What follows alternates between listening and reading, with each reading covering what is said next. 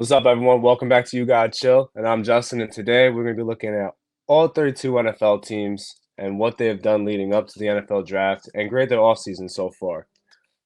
Tennessee Titans. I'm gonna give him a B because it's Operation Find Out if Will Levis is the guy, and I'm all for it.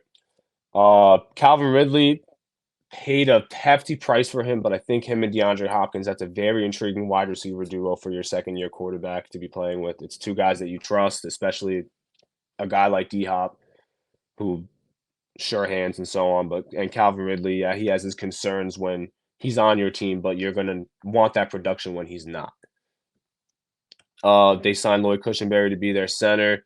I love how they're fixing the offensive line. They hired Brian Callahan as their head coach away from the Bengals. He brings in his father, Bob Callahan, to be the offensive line coach, one of the more respected O line coaches in the NFL.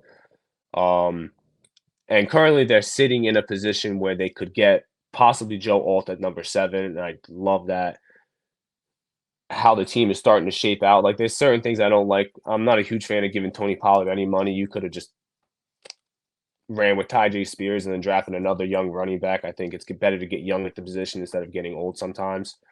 Uh, yeah, they lost Derrick Henry. They fired Mike Vrabel. Ryan Tannehill's not there anymore. The team does look a lot different than the team that made the AFC Championship a few years ago. But in terms of firing a head coach like Mike Vrabel's stature, where you were ridiculed left and right for it, this team looks a lot better than I think most people thought it would look going into next season. Of course, they traded for L'Jarius Sneed as well.